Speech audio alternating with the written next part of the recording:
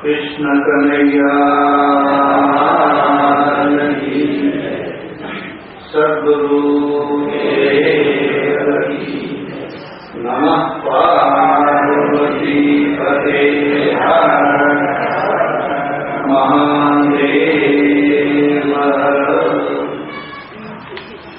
परम माननीय मनीषा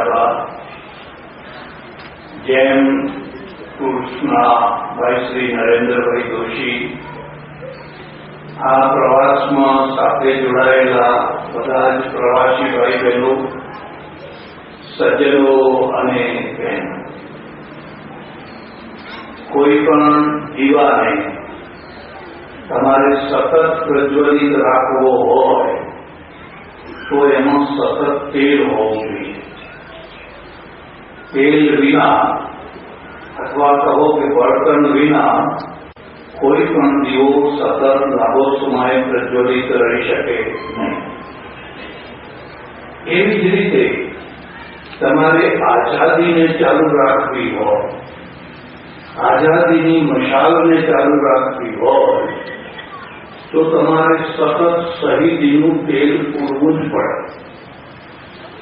જે પ્રજા શહીદ નથી થઈ શકતી એનો કોઈ ઇતિહાસ જ નથી હોતો, અને જેનો ઇતિહાસ નથી હોતો એવી પ્રજાને રાષ્ટ્રની આઝાદી સાથે કંઈ લેવા દેવા નથી હોતો.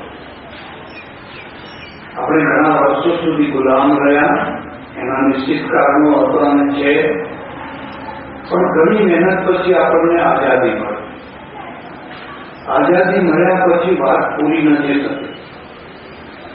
જ્યારે આપણે પોતે રાજ્ય નતા કરતા ત્યારે રાષ્ટ્રની જવાબદારી અંગ્રેજો પાસે, અને જ્યારે આપણે પોતે રાજ્ય કરતા થયા એટલે પૂરેપૂરા રાષ્ટ્રની જવાબદારી આપણી થઈ, અને આપણી થઈ ગઈ એટલે સીમાડા ઉપર અને અંદરના ભાગમાં આપણે ઈચ્છીએ કે ના ઈચ્છીએ થોડી ઘણી અશાંતિ ઊભી થતી જ હોય છે બધા રાષ્ટ્રોમાં. એવા સમયમાં માત્ર લોકો બધા ખાઈ પીને મજા કરનારા નીકળે તો તમે આ મશાલને જલતી રાખી શકો નહીં.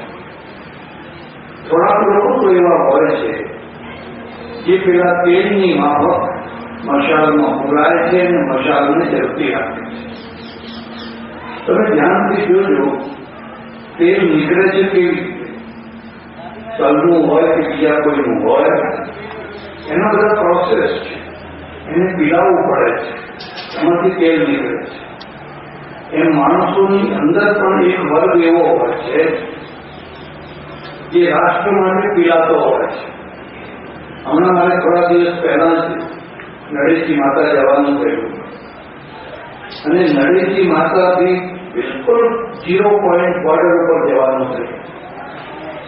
ત્યાંના જે ગાંધીનગરના જે બીએસએફના જે ડીઆઈજી કે જે કંઈ મોટો હોદ્દો કહેવાય એ ઓફિસર હતા, એ આવેલા અને એમણે 3 ગાડીઓની વ્યવસ્થા કરેલી. અમે 3 ગાડીઓ ભરીને બધા ગયેલા, બિલકુલ સામે પાકિસ્તાન ને આ બાજુ હિન્દુસ્તાન, 0 બોર્ડર. આપણને એ જે સૈનિકો છે ને, સૈનિકોનું જીવન જોઈને એમના પ્રત્યે માન, રણ જ રણ છે, કશું લીલું ઝાડ દેખાતું નથી. એમાં આ સિપાહી પોતાના બાળ બચ્ચાથી 6 મહિનાથી 12 મહિનાથી બંદૂક લઈને અડીખામ ઉભો છે. કોઈ માણસ બેસી ના જાય, કંઈ થાય નહીં એટલા માટે. દરેકને લાગણીઓ હોય છે. તમારે પત્ની હોય, બાળકો હોય, ઘર હોય, ખેતર હોય. તમે એમને જોયા વિના કેવી રીતે જીવી શકો? 2 દિવસ કે 3 દિવસ થાય એટલે કે બાબાનું મોઢું જેવું છે, બાબાનું મોઢું જેવું છે, બાબાનું મોઢું જેવું છે. માણસની લાગણીના અંદરથી ઉમળકા આવતા હોય છે. આ લોકો તો બિચારા 6-12 મહિના 12 મહિનાથી પડ્યા છે, અને કોઈ વ્યવસ્થા નથી, છતાં એ બધી તકલીફો પડ્યા છે. મારી દૃષ્ટિએ આને રાષ્ટ્રીય તપ કહેવાય. આપણે ત્યાં બીજા તપ છે, આ બહેનો ઊભી જોબ કરે, ભાઈ દિવસ આડી જોબ કરે, પીપળાને આટા મારે, ફલાણું કરે, બરાબર કરો. જૈનો છે અઠાઈ કરે, વિકાસના કરે, ફલાણું કરે, એ બરાબર છે. આ રાષ્ટ્રીયતા છે અને આનું ફળ રાષ્ટ્રને મળે છે, આપણને મળે છે. પેલાનું ફળ તો મળશે તો કદાચ એને સ્વર્ગમાં એને પોતાને મળશે, બીજાને તો કઈ મળવાનું નથી. પણ આનું પરિણામ તો આખા દેશની પૂરી પ્રજાને મળે છે. એના કારણે આપણે નિશ્ચિંત થઈને રોટલા ખાઈ શકીએ છીએ અને નિશ્ચિંત થઈને ઊંઘી શકીએ છીએ. પણ જ્યાં સુધી આ દૃષ્ટિ નહીં ખોલે કે આ તપસ્વી છે, આ માત્ર સિપાહી નથી પણ એ રાષ્ટ્રનો તપસ્વી છે અને રાષ્ટ્રીય તપ પણ એક મોટું તપ છે. જો કોઈ રાષ્ટ્રીય તપ કરનારા ના નીકળે તો રાષ્ટ્રનો કોઈ ઇતિહાસ જ ના હોય. આજે વીર શહીદ પરિવાર માટે જય જવાન નાગરિક સમિતિ સુરત કારગિલના યુદ્ધમાંથી જ આ બીજ રોપાયા અને એમણે કહ્યું કે કારગિલના બધા શહીદોને આપણે બહુમાન કરીએ. કોઈ શીખ, કોઈ જાત, કોઈ મરાઠા, કોઈ ગુરખા, એક ગીત છે ને શહીદ હોને વાળા, એવું ગીત છે. अरे मेरे वतन के लोगों जरा आंख में भर लो पानी. तो ये दृष्टि ज्યાં સુધી વિકસિત નહીં થાય આપણા અંદર સાચો રાષ્ટ્રભાવ નહીં જામી શકે. સુરત એક જાગૃત શહેર છે અને જ્યારથી સૌરાષ્ટ્રના લોકો વરાછામાં આવ્યા ત્યારથી સુરતની શિકલ બદલી નાખી, બધી રીતે, ઔદ્યોગિક રીતે, વીરતાની રીતે, એજ્યુકેશનની રીતે, બધી રીતે. જ્યાં ભાઈઓ એમણે તત્કાળ જરા વાત કરી લોકોને જે અમારે આ કારગિલના શહીદોને આપવું છે. સરકાર તો આપશે, સરકારની રીતે આપે, વહેલું આપે, મોડું આપે, અડધું આપે, ધક્કા ખવડાવે, બધી જાત જાતની વાત. પણ આપણે તો કંઈક કરવું જ જોઈએ. અને તમને નવાઈ લાગશે, એક જ રાતમાં હીરાના વેપારીઓ અને રત્ન કલાકારો, કારીગરો એ બધા જે મૂક્યા પૈસાનો ડરલો છે. પૈસાનો ડરલો છે. મને બોલાય અને એટલું ભવ્ય સભા કરેલી, એટલી ભવ્ય આયોજન કરેલું આપણે જોતા રહીએ, આંખમાં આંસુ આવી જાય. નાના છોકરાઓનું ટ્રેનિંગ આપીને નાટક કરે, પાઠ કર્યું, માની વિદાય લે છે, બાપની વિદાય લે છે, પત્નીની વિદાય લે છે, હું બોર્ડર પર લડવા જાઉં.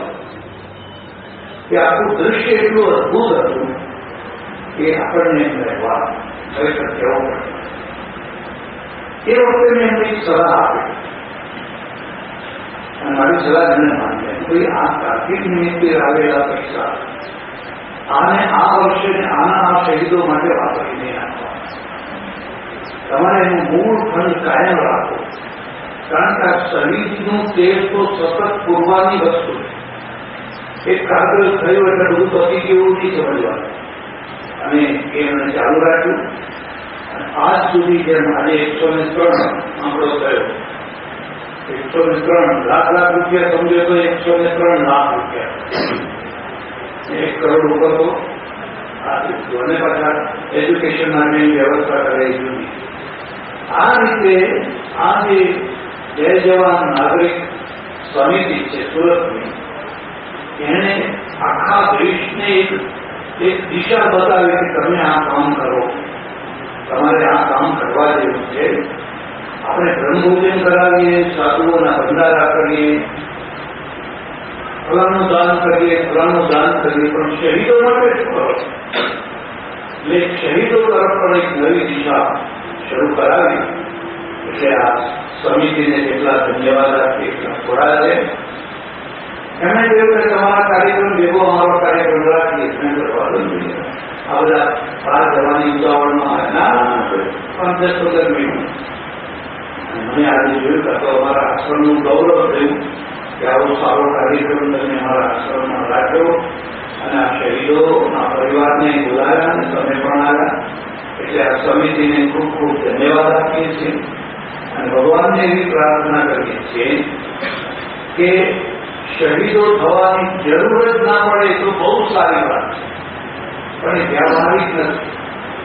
શહીદો થવું જ પડશે.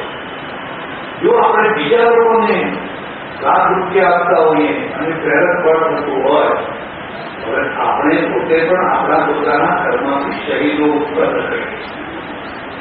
આપણા છોકરા બધા પૈસો કમાય, બંગલામાં રહે, આનંદ કરે, પીલા લહેર કરે, અને કોઈના છોકરા મરે તો એ વાત બરાબર. આપણે પણ એક છોકરો શહીદ થવા માટે પેદા કરો. એક છોકરો હીરાના ઉદ્યોગ માટે, ધંધા માટે, પુરાણા માટે, પુરાણા માટે. સાધુઓ કહે છે તમારે 3-4 છોકરાઓ એક અમને આપો, અમે એને ભાવ બનાવીએ અને પછી ગામડે ગામડે ફરી પૈસા ઉભરાવે અને મંદિરો બાંધીએ. મારું એવું નથી કહેવું. મારું એવું કહેવું છે કે આપણે તો સંકલ્પ કરવાનો કે એક છોકરો તો મારે શહીદ થવા માટે જ પેદા થવાનો. એ 12 વર્ષે થાય, 20 વર્ષે થાય, 25 વર્ષે થાય, 40 વર્ષે થાય, પણ એનું ધ્યેય જે છે, પંજાબમાંથી શું પંજાબી રીતે પંજાબમાં ભાગ્ય જેવું કોઈ ઘર છે, એનો એકાદ માણસ લશ્કરમાં આવે, અને લશ્કરમાં હોય તો એ પહેલા શહીદ થાય છે. ઊંચામાં ઊંચી પોસ્ટ ઉપર જાય તો આજે આપણા લશ્કરમાં સૌથી મોટો જે સેનાપતિ છે શહીદ શીખ છે. એ શીખ છે. મને તમને ખબર હોય કે ના હોય, ગુજરાત ભારત જયારે આઝાદ થયું એનો જે સૌથી પહેલો જે લશ્કરનો આર્મી ઓફ ચીફ જે બને સેનાપતિ ગુજરાતનો માણસ, એ ગુજરાતનો માણસ હતો. એનું નામ રાજેન્દ્રસિંહ જામ સાહેબના ભાઈ હતા. પછી કોઈ ગુજરાતી ના આવે, પહેલો ગુજરાતી આપણે ગૌરવ લઈશું.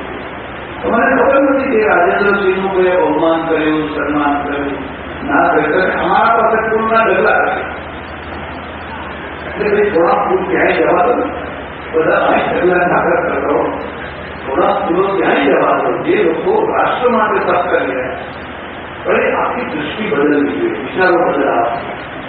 મારે રશિયા જવાનું થયું અને રશિયામાં એક બહુ સરસ રિવાજ મેં મારા પુસ્તકમાં લખ્યો છે કે લશ્કરનો જે કોઈ જવાન શહીદ થાય એનું સ્ટેચ્યુ એના ગામમાં મૂકવા, સરકાર એનું સ્ટેચ્યુ બનાવીને ગામની બાબડે મૂકવા. સૌરાષ્ટ્રમાં તમે જાઓ તો પાડિયા ત્યારે સ્ટેચ્યુ નતા બનતા, સ્ટેચ્યુના નામે પાડિયા બનાવતા, પછી મૂકી દીધા. 5 પછી 50 પાડિયા તો તમને જોવા મળે, પણ પછી ખબર નથી કે આ કોનો પાડિયો છે, કોણ છે, શું છે, એ ખબર નથી. ઝવેરચંદ મેઘાણી જૈન વાણિયા હતા. ઝવેરચંદ મેઘાણીએ ફરી એ પાડિયાને જીવતા ભાઈ, એ ઘડવૈયા મારે ઠાકોરજી નથી થાવ, ઘડવૈયા મારે ઠાકોરજી નથી થાવ. બીજો કવિ છે, પણ એમાંથી એક નવું વ્યક્તિત્વ ઉભું થયું. અને એ વ્યક્તિત્વ ક્યાં કામ કર્યું? જુનાગઢના નવાબનો જે દિવાન છે ને, એ જરા પાકિસ્તાન તરફથી નીકળ્યો અને પાકિસ્તાનમાં ભરવાની સહી કરી દીધી. હાહાકાર મચી ગયો. જુનાગઢ જો પાકિસ્તાનમાં જાય તો પાકિસ્તાનનું થાણું વેરાવળમાં આવ્યું, સોમનાથમાં આવ્યું, બહુ મુશ્કેલી થાય. અને સરદાર પટેલ છે, સરદાર પટેલે આલેખ જમાવી, રાજીવ કુમાર, કામદાસ ગાંધી, અને કામદાસ ગાંધીની સાથે કેટલાય સરગરિયા યુવાનો થઈ ગયા. રક્ત ટપકતી 100 જોડી સમરાંગણથી આવે. શું લખ્યું આ ઝવેરચંદ મેઘાણીએ, શું લખ્યું? અને રક્ત ટપકતી જોડીઓમાંથી આઝાદીઓ આપણને પ્રાપ્ત. વધારે ચર્ચા નહીં કરું, લાઈટ તો આવી ગઈ છે. આગળ બીજો કાર્યક્રમ છે કે આ જે શહીદોની કદર કરનારી સમિતિ છે એની કેટલા ધન્યવાદ આપીએ, કેટલા થોડા છે. હવે અમારે નરેન્દ્રભાઈ છે, મેં મારા પુસ્તકમાં લખ્યું છે કે નરેન્દ્રભાઈ સંત પુરુષ વાણિયા છે, પણ વાણિયા વેડા નથી. 4 કારણ કે અમને અનુભવ થયો, ઓસ્ટ્રેલિયા અને ન્યુઝીલેન્ડમાં અનુભવ થયો. બસ જમી રહ્યા હોય પછી લઈ નીકળે, એક એક પૂરી, એક એક મીઠા, ખાવ ખાવ ખાવ ખાવ ખાવ ખાવ. કેમ બચાવવું એ નહીં, કેમ વધારે ખરાબ. પછી તમારા બે માણસ આવે તો ત્યાં જમાવ્યા, એને જમાવી નથી દેવાનું. અને એટલી નિષ્ઠાવાળો હતો. અને નોલેજ એટલે નોલેજ છે, એમાં લાઇબ્રેરી કરેલી. અત્યારે વખાણ કરવું એ બહુ સારું નહીં, પણ મેં મારું પુસ્તક એમને અર્પણ કર્યું, નરેન્દ્ર જોશી પુસ્તક રજા બધું મને કહ્યું મારે આ પુસ્તક કોને અર્પણ કરવું જોઈએ. જે માણસે આપણને આટલો સરસ પ્રવાસ કરાવ્યો, કે અમારે એ પણ કહેવું જોઈએ કે શરૂઆતમાં એક બે માણસોની થોડી નાની મોટી ભૂલો થઈ ગઈ, એમના તરફથી થઈ ગઈ, અમારા તરફથી થઈ ગઈ. અને કરતો એ બધું હોય વ્યવહાર એટલે વ્યવહાર, બને ત્યાં સુધી ભૂલ ના થાય એ જ કરવું જોઈએ. પણ કરવું હોય તો વિચ્છામી દુક્કડમ, વિચ્છામી દુક્કડમ. એટલે સજ્જનો આ દૂર ક્યારે છે પરમેશ્વરને વંદન કરીને, નમસ્કાર કરીને. સૌથી મોટો ભગવાન છે, ભગવાનથી મોટું કોઈ નથી, ભગવાનથી મોટું કોઈ નથી. અને અમારી ભક્તિ માર્ગની બધી સફળતાનું શ્રેય ભગવાન. ભૂલો અમારી છે, યશ એનો છે, અપયશ અમારું છે, દોષો અમારા, ગુણો એના. એટલે અમે તો જ્યારે કોઈ જગ્યાએ જઈએ છીએ કે કરીએ છીએ માત્ર ભગવાનના ભરોસે, માત્ર ભગવાનના ચરણોમાં રહીને. એટલે બધાને ભક્તિ ભાવથી, નિર્મળતાથી યાત્રાની યાત્રા, પ્રવાસનો પ્રવાસ, જ્ઞાનવૃદ્ધિની જ્ઞાનવૃદ્ધિ કરી અને બધા સારી રીતે પ્રવાસ કરે એવી પરમેશ્વરની પ્રાર્થના. આભાર, ધન્યવાદ.